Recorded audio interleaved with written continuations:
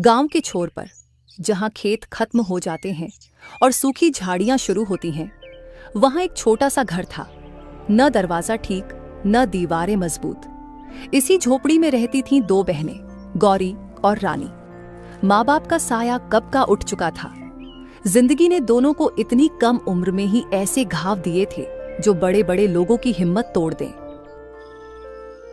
झोपड़ी के अंदर रात का समय, चारों तरफ अंधेरा।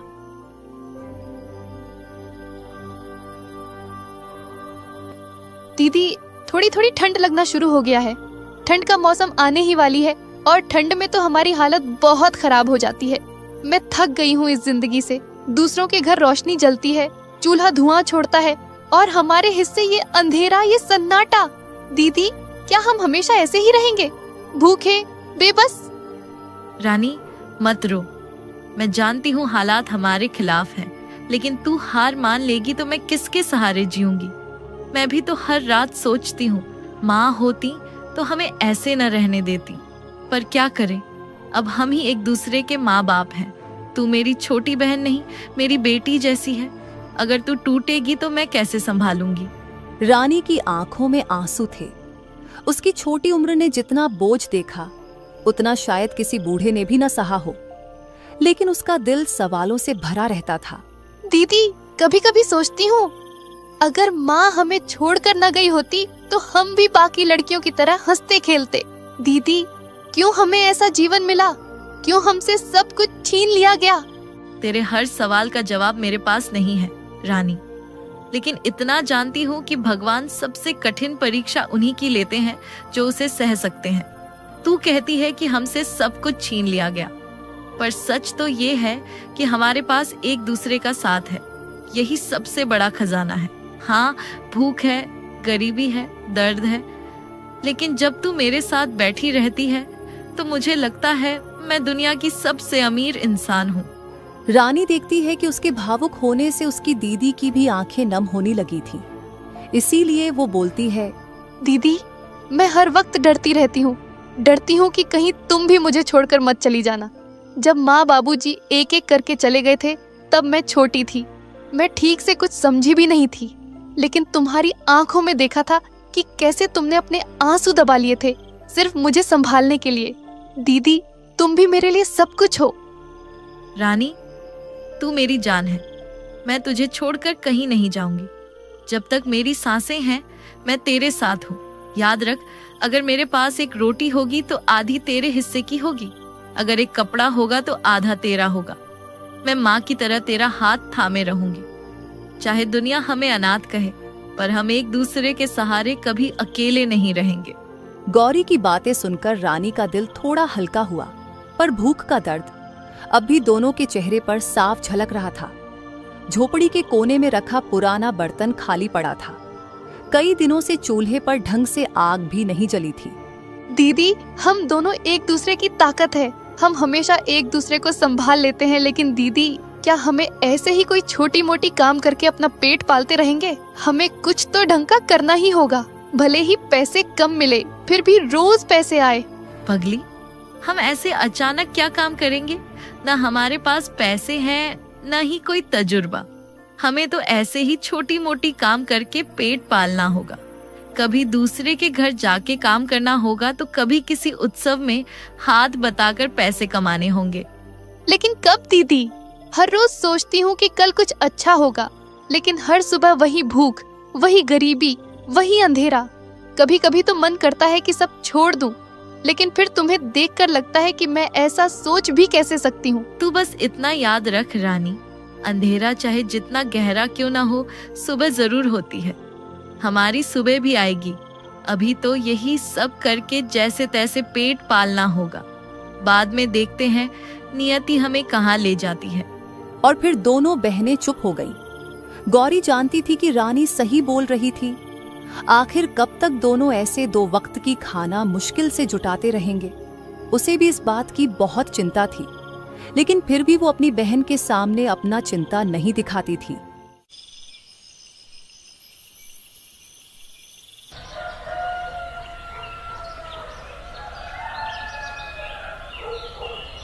सुबह का समय, झोपड़ी के बाहर हल्की धूप फैली है। गौरी और रानी रसोई में बैठी हैं। पिछली रात दोनों ने पेट भरकर कुछ खाया नहीं था। आंखों में नींद है, पर भूख की वजह से जल्दी जाग गई। गरीबी, भूख और बेबसी, ये तीन ऐसे दुख हैं जो दोनों बहनों की हिम्मत तोड़ देती है। लेकिन रानी की दिल में एक चिंगारी सूरज की तरह चमक उठती है। उस सुबह रानी के मन में एक नया विचार जन्म ले चुका था। रानी झोपड़ी से बाहर निकलकर कच्चे आंगन में बैठ जाती है। दीदी रोज कहती हैं कि भगवान सही समय पर सब ठीक करते हैं, लेकिन क्या हम बैठे बैठे चमत्कार का इंतजार करें? सोचने वाली बात है कि गांव के कई औरतें रोज बाजार जाकर घर की उगाई कुछ न कुछ बेच के पैसा कमाती हैं। क्यों ना हम भी कुछ ऐसा करें? ये सोच के रानी की आंखें जैसे चमक उठी और वो फिर से झोपड़ी के भीतर लौट आती है। गौरी फटे कपड़े सी रही है। दीदी सुनो, मेरे मन में एक बात आई है। क्यों ना हम भी बाजार जाकर सब्जी बेचें? लोग रोज सब्जी खरीदते हैं, हमें भी रोज थोड़ा थोड़ा पैसा मिल जाएगा। फिर हमें दूसरों के घर जाकर काम या किसी उत्सव में मजदूरी करने की जरूरत नहीं होगी। सब्जी बेचेंगे? रानी, ये तू क्या सोच रही है? हमारे पास न ही सब्जी खरीदने की पैसे हैं, न सब्जी की खेत, और न ही हमारे पास कोई जगह है जहां हम बैठकर दुकान लगा पाए। दीदी, शुरुआत में कोई बड़ा काम थोड़े ही करना है। हम किसी से पैसे उधारी में लेके थोड़ी सी सब्जी खरीद लेंगे। खेतों से लोग सस्ती सब्जी बेचते हैं, वहीं से ले आएंगे, टोकरी में डालकर बाजार में बैठ जाएंगे। धीरे धीरे पैसा बचाकर और ज्यादा खरीदेंगे। और हमारे आंगन के सामने थोड़ी सी जगह भी है, वहाँ थोड़ी थोड़ी सब्जी उगाया भी करेंगे। रानी की आंखों में चमक थी। गरीबी ने उसके सपनों को मारा नहीं था। उसके भीतर भरोसा था कि मेहनत करने से रास्ता जरूर निकलता है। और ये भरोसा देख गौरी रानी से बोलती है, तेरी बात सही है रानी, लेकिन डर भी है। अगर सब्जी बिकी ही नहीं तो? अगर घाटा हो गया तो? हम तो वैसे ही 2 वक्त की रोटी के लिए जूझ रहे हैं, और ये पैसे भी डूब गए तो हम उधारी कैसे चुकाएंगे? दीदी, आप ही कहती थी हर काम में जोखिम होता है। अगर डरते रहे तो जिंदगी भर दूसरों की चौखट पर खड़े रहना पड़ेगा। सोचो, अगर ये काम चल गया तो हमें रोज कमाई होगी, पेट भर रोटी मिलेगी, हम भूखे नहीं सोएंगे। गौरी चुप हो जाती है और रानी की जज्बे को देख वो थोड़ी भावुक हो जाती है, पर चेहरे पर दृढ़ता भी। तू तो बड़ी हो गई बहन। ठीक है बहन, अगर तुझे इतना विश्वास है तो मैं तेरे साथ हूँ। हम कोशिश करेंगे। अब चाहे जैसा हो, हमें अपनी जिंदगी बदलनी ही होगी। लेकिन सोचने वाली बात ये भी है कि हमें उधारी देगा कौन? इसके बारे में मैंने सोच के रखा है दीदी। एक है ना हमारे गांव में, जो ब्याज में पैसे देते हैं, उनसे ले लेंगे। तू सेठ हरखू की बात कर रही है क्या? हाँ दीदी, उनकी ही बात कर रही हूँ। ठीक है, उनसे ले तो सकते हैं, लेकिन अगर समय पे ब्याज नहीं दे पाए तो सेठ हरखू थोड़े कठोर बन जाते हैं। फिर भी कोई नहीं, हम कर लेंगे। हम साथ हैं, कुछ भी कर लेंगे। उस दिन इन अनाथ बहनों की जिंदगी ने एक नया मोड़ लिया। भूख और गरीबी से टूटी हुई ये बच्चियां अब लड़ने का साहस कर चुकी थीं। ये सिर्फ सब्जी बेचने का विचार नहीं था, बल्कि आत्मनिर्भर होने की पहली सीढ़ी थी।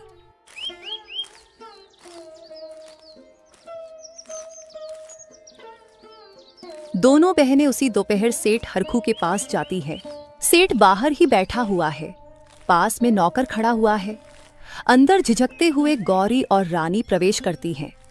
दोनों बहनों के पैर कांप रहे हैं, मगर आंखों में उम्मीद की हल्की चमक भी है। अरे वाह, देखो तो सही, गांव की अनाथ बहनें मेरे घर आई हैं। गौरी और रानी, तुम्हें देखकर लगता है कि संघर्ष का कोई चेहरा होता तो तुम दोनों जैसा होता। सब खोने के बाद भी बिन माँ बाप के अकेले संघर्ष करना कोई आसान बात नहीं है।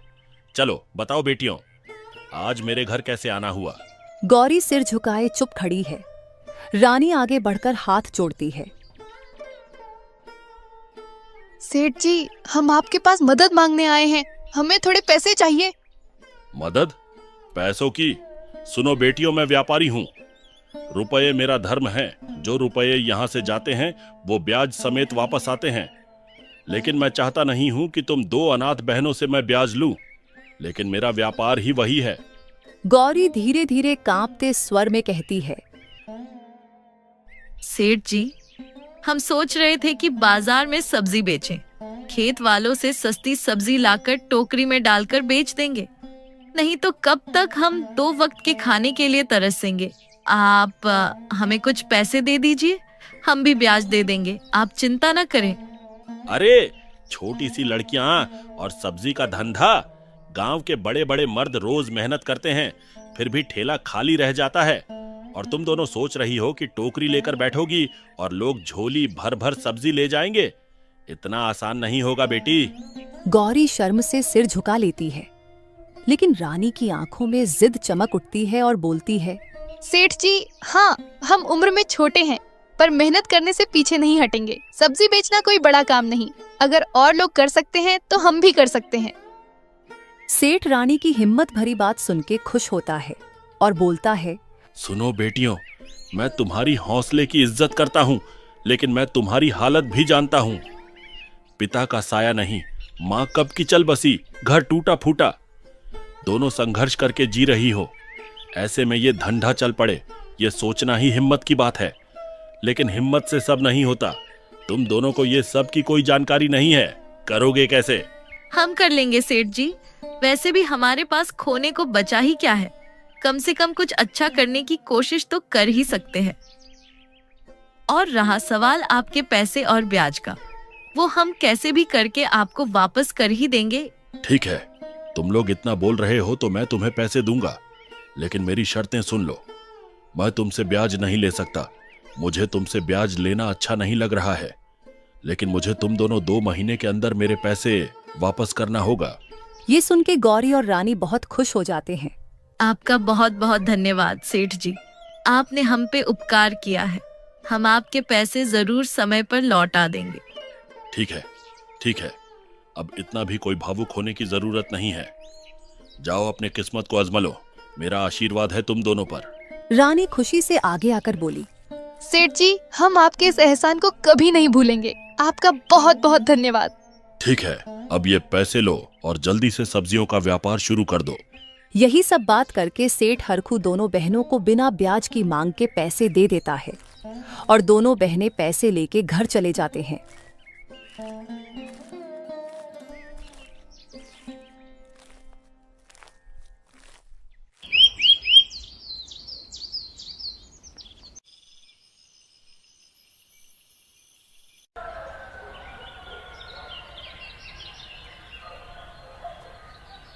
सुबह का बाजार धीरे धीरे रौनक पकड़ रहा था। लोग खेतों से ताजी हरी सब्जियां लेकर आ रहे थे। कुछ ग्राहक मोल भाव करते हुए घूम रहे थे। उसी बीच गौरी और रानी अपनी टोकरी लेकर दरी पर बैठी थीं। दोनों की आंखों में डर भी था और उम्मीद की हल्की सी चमक भी। पास ही चंपा अपने चौकी पर बैठी थी। उसका चेहरा उस वक्त और कड़वा हो गया जब उसने देखा कि पहले ही घंटे में 2 ग्राहक बहनों से सब्जी लेकर चले गए।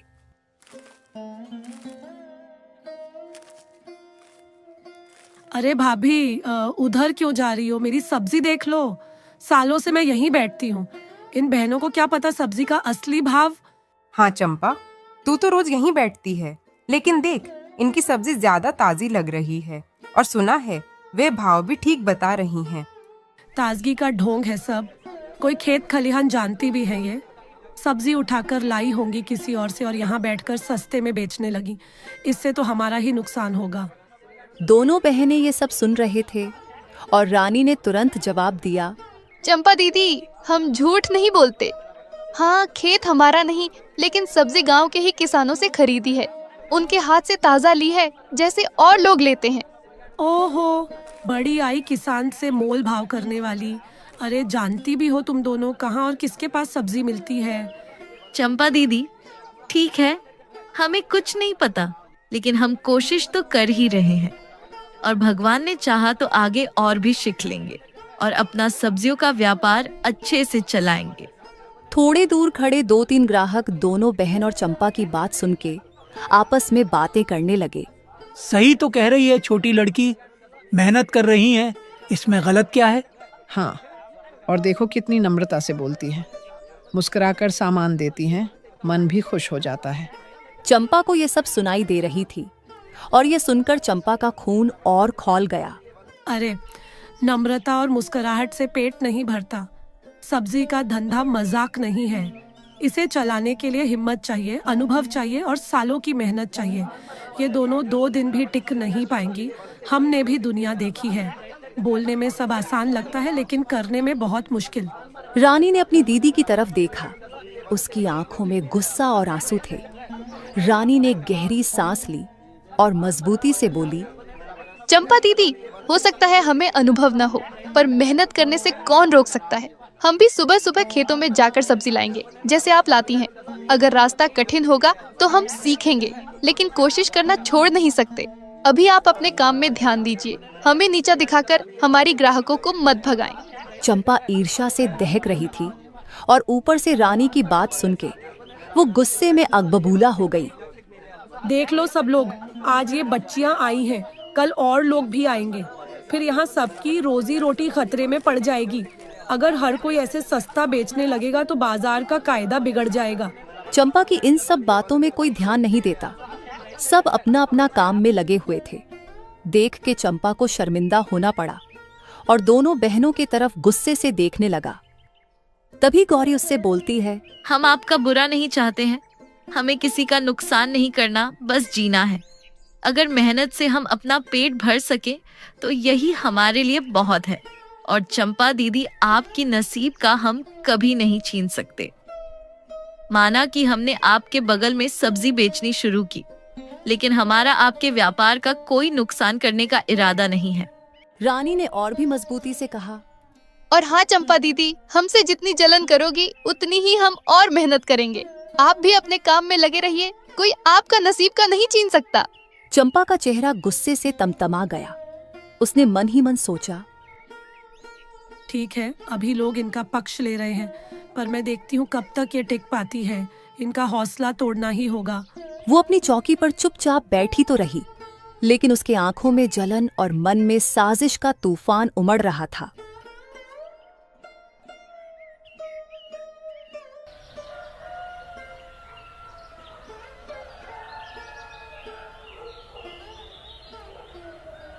ऐसे ही कुछ दिन बीते। दोनों बहनों की सब्जियां अच्छे से बिकने लग गई थी। उनके वहां कई ग्राहक आते थे। उनके अच्छे व्यवहार और सही दाम में सब्जी देने से उनका व्यापार अच्छा चल रहा था। लेकिन ये देख चंपा को उनसे हमेशा बहुत जलन होती थी। उसे लगने लगा था कि अब धीरे धीरे दोनों बहनों के वजह से उसका व्यापार खराब हो जाएगा। जलन के मारे चंपा एक दिन उन किसानों में गलत बातें फैला दी जिनसे दोनों बहनें सब्जी खरीदते थे। अरे भाई साहब, आप लोग क्यों अपना नुकसान करके खून पसीने से उगाई हुई सब्जी कम दामों में दोनों बहनों को दे देते हैं? देना ही है तो मुझे दे दीजिए। कम से कम मैं आप लोगों से झूठ तो नहीं बोलूंगी। झूठ? कैसा झूठ चंपा बहन?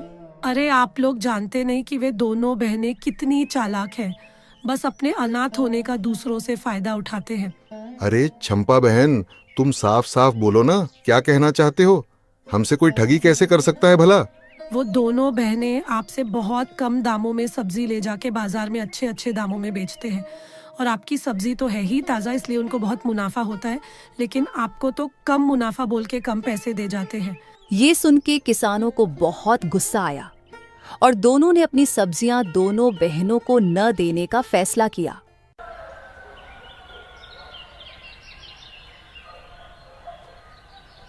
अगले दिन सुबह जब दोनों बहनें उनसे सब्जियां लेने उनके गोदाम जाती है, तब किसानों ने उनको बहुत सुनाया। राम किशन जी, आज हमें थोड़े और ज्यादा सब्जी चाहिए होंगे।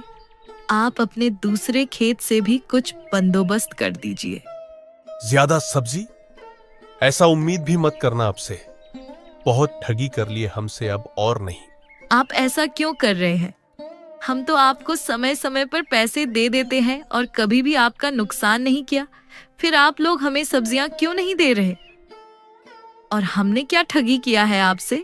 बात समय समय पर पैसे देने की नहीं है, तुमने हमारे साथ धोखा किया है। ये सुन के गौरी और रानी हैरान हो जाते हैं। धोखा? कैसा धोखा भैया? भोली मत बनो तुम दोनों। हमने तुम दोनों पे विश्वास करके तुमको कम दाम में सब्जियां दे रहे थे ताकि तुम दो अनाथ बहनें भी मुनाफा करके अपना घर चला पाओ। लेकिन हमें तो बाजार का भाव पता नहीं, तो इसलिए तुमने हमसे ठगी की है। आप लोग क्या बोल रहे हैं? कैसा धोखा? हमें ठीक से समझ नहीं आया। अरे सुनने में आया है कि तुम दोनों हमसे बहुत कम दाम में सब्जियां ले जाके बाजार में अच्छी दाम पे बेचते हो और हमें कम पैसे दे जाते हो। इसलिए अब से तुमको हम सब्जी नहीं देंगे, अब हम सिर्फ चंपा को देंगे। उसने कहा कि बाजार का जब जब भाव बढ़ेगा वैसे ही हमको भी ज्यादा पैसे देगी। गौरी और रानी चंपा की नाम सुन के तुरंत समझ जाती है और उनको समझाने की कोशिश करते हैं। ये सब झूठ है भैया, आप हम पे विश्वास कीजिए। अगर आप हमको सब्जी नहीं देंगे तो हम और कहाँ से सब्जी लाएंगे? हम तो किसी और को जानते भी नहीं हैं। वो सब हमें नहीं पता। अब से तुम लोग अपना देखो और हम अपना देखेंगे। हमें जहाँ फायदा होगा हम वहीं पे अपनी सब्जी देंगे। लेकिन हमने भी आपको कम पैसे देके ज्यादा फायदा नहीं किया है। अगर हमको ज्यादा फायदा होता तो हम भी आप लोगों को ज्यादा पैसे दे देते। चंपा दीदी, हमें आप लोग सब्जी न दे, इसीलिए आपको वो सब बोल के गई है। आप हम पे विश्वास करो। ठीक है गौरी, हम देखते हैं बाद में क्या कर सकते हैं, लेकिन अभी के लिए तुमको हम कुछ नहीं दे सकते। हम भी अब बाजार का भाव पता करेंगे और उसके बाद हम देखेंगे क्या कर सकते हैं। अभी तुम लोग जाओ। ये सब सुन के गौरी और रानी बहुत उदास हो जाती है और साथ ही दोनों को चंपा पर बहुत गुस्सा भी आ रही होती है।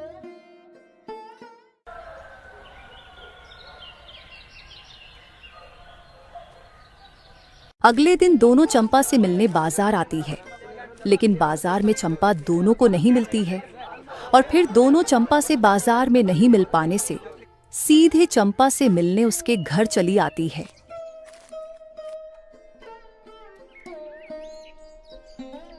घर पहुंचकर गौरी दरवाजा खटखटाता है और कुछ ही देर में चंपा बाहर आती है। चंपा दीदी, ये आपने अच्छा नहीं किया हमारे साथ। हमने क्या बिगाड़ा था आपका? हम भी सब्जी बेच के अपना घर चला रहे थे और आपका भी तो बिक्री अच्छी ही हो रही थी। फिर आपने ऐसा क्यों किया? देखो गौरी रानी, मैं अब भी बहुत परेशान हूँ।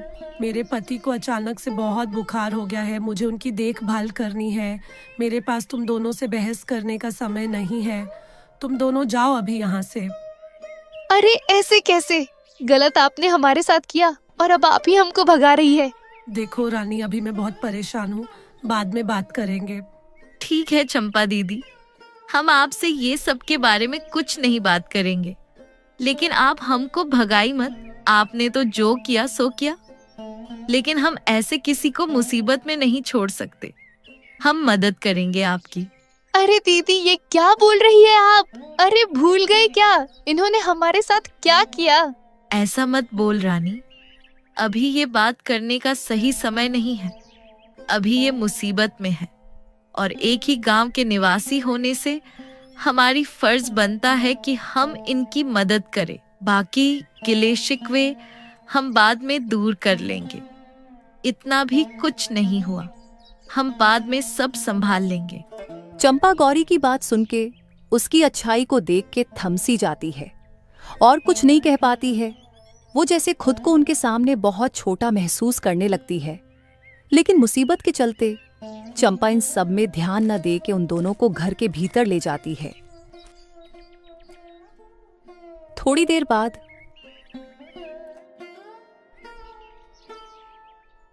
चंपा दीदी, इनकी हालत तो बहुत खराब है। आपको अच्छे से देखभाल करनी होगी इनकी। आपने इनको वैद्य जी को दिखाया या नहीं?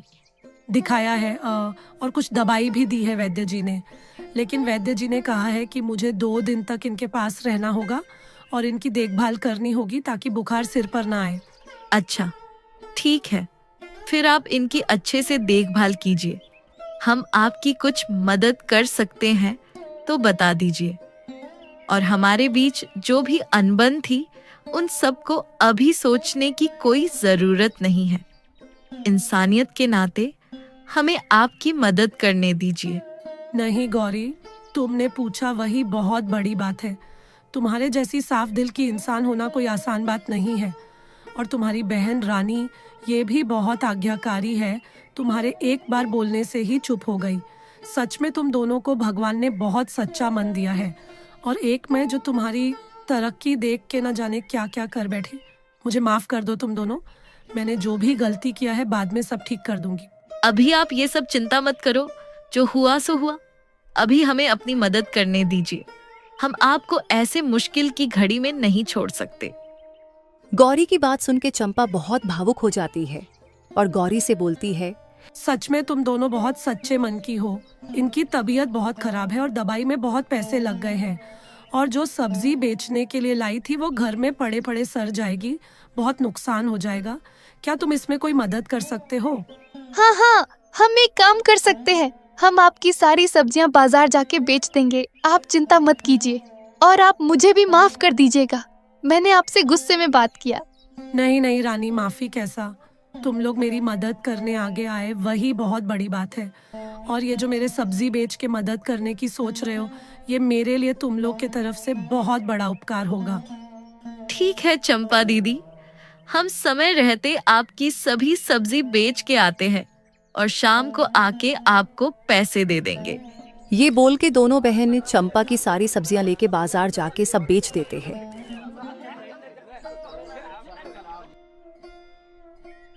और शाम को आके चंपा को पैसे दे जाते हैं।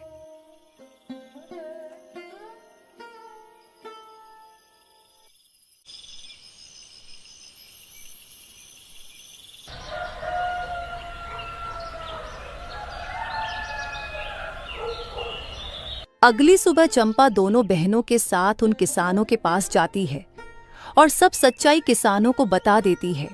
भाई साहब, मैं इन दोनों बहनों का गुनहगार हूँ। मैंने आपसे इन दोनों बहनों के बारे में झूठ बोला था। ये दोनों बहुत अच्छे मन का और ईमानदार लड़कियां हैं। मुझे मेरे गलतियों के लिए सब लोग माफ कर देना। अरे चंपा दीदी, आप ये सब क्या बोल रही है? हम तो यहाँ सब कुछ ठीक करने आए हैं और आप ऐसे उदास हो रहे हैं।